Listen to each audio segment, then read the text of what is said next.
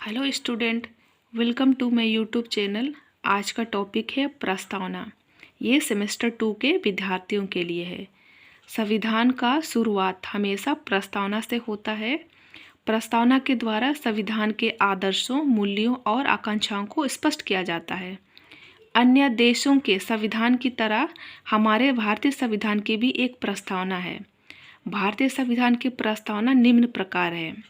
हम भारत के लोग भारत को एक संपूर्ण प्रभुत्व संपन्न, समाजवादी, धर्मनिरपेक्ष, लोकतंत्रात्मक गणराज्य बनाने के लिए तथा उसके समस्त नागरिकों को सामाजिक, आर्थिक और राजनीतिक न्याय, विचार, अभिव्यक्ति, विश्वास, धर्म और उपासना की स्वतंत्रता, प्रतिष्ठा और अवसर की समता प्राप्त कराने के लिए तथा उन सब में व्यक्ति की गरिमा और राष्ट्र की एकता तथा अखंडता सुनिश्चित करने वाली बंधुता बढ़ाने के लिए दृढ़ संकल्प होकर अपनी इस संविधान सभा में आज तारीख 26 नवंबर 1949 ईस्वी को एतत् द्वारा संविधान को अंगीकृत, अधिनियमित और आत्मसमर्पित करते हैं।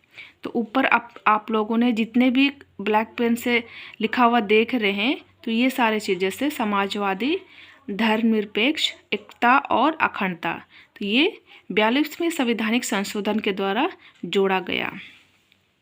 नेक्स्ट है विवेचना। तो प्रस्तावना के मुख्य तत्वों की विवेचना निम्न प्रकार है।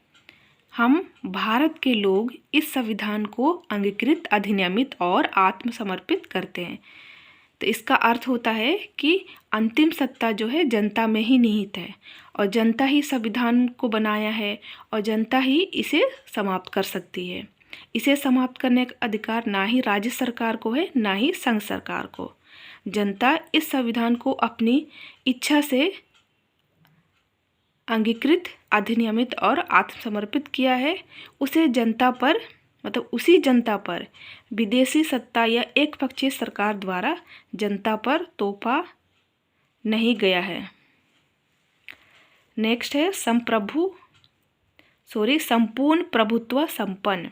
तो संपूर्ण प्रभुत्व संपन्न का मतलब होता है कि भारतीय गणराज्य जो है आंतरिक रूप से और विदेशी मामले और आंतरिक मामलों में किसी अन्य शक्ति के अधीन नहीं होगा। इस संबंध में यह आलोचना की गई है कि संप्रभु राज्य होते हुए भी भारत राज्य मंडल का सदस्य है, जिसका अध्यक्ष ब्रिटिश सम्राट होता है। नेक्स्ट है समाजवादी। यद्यपि संविधान सभा में अनेक सदस्यों द्वारा इस बात पर बल दिया गया था कि भारत को एक समाजवादी राज्य घोषित किया जाना चाहिए। सन 1976 में आपातकाल में इंदिरा गांधी सरकार द्वारा संविधान की प्रस्तावना में संशोधन कर समाजवादी शब्द को इसलिए जोड़ा गया था कि भारतीय राज्य व्यवस्था को एक दिशा दी जानी चाहिए। नेक्स्ट है धर्मनिरपेक्ष। संविधान की प्रस्तावना में यह शब्द सन 1976 में किए गए और 42वें संवैधानिक संशोधन के द्वारा जोड़ा गया। तो इसका अर्थ होता है भारत धर्म के क्षेत्र में ना धर्म विरोधी होगा और ना ही धर्म का प्रचारक, बल्कि वह तटस्थ है। नेक्स्ट है लोकतंत्रात्मक। लोकतंत्रात्मक का मतलब है भारत में राजसत्ता का प्रयोग जनता द्वारा निर्वाचित प्रतिनिधि करते हैं। वे जनता के प्रति उत्तरदायी होते हैं। गणराज्य। गणराज्य का मतलब होता है राज्याध्यक्ष का प्रत्यक्ष और अप्रत्यक्ष रूप से जनता द्वारा निर्वाचित होना। भारत के राष्ट्रपति का जनता द्वारा अप्रत्यक्ष रूप से निर्वाचन होता है। राष्ट्रपति का चुनाव है ना, जनता अप्रत्यक्ष रूप से करती है। कैसे अप्रत्यक्ष रूप से करती है स्टूडेंट? क्योंकि जो भी राष्ट्रपति का चुनाव में भाग लेते हैं उसको पहले हम लोग चुनते हैं।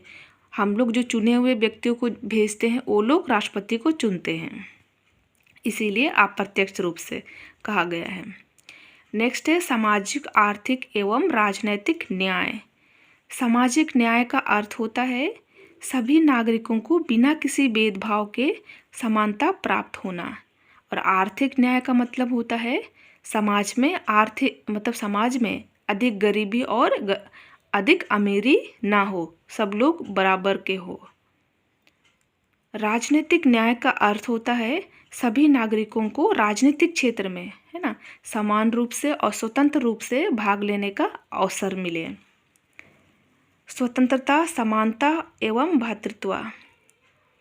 भारतीय संविधान में नागरिकों को विचार, अभिव्यक्ति, विश्वास, धर्म और उपासना की स्वतंत्रता दी गई है।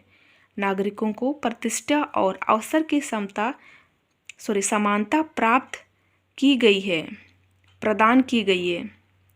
अतः अंत में व्यक्ति की गरिमा और राष्ट्र की एकता तथा अखंडता सुनिश्चित करने वाली बंधुता बढ़ाने के लिए प्रस्तावना में संकल्प किया गया है। तो संविधान सभा में एक सदस्य ने प्रस्तावना के संबंध में कहा था कि यह संविधान का अमूल्य अंग है, यह संविधान की कुंजी है।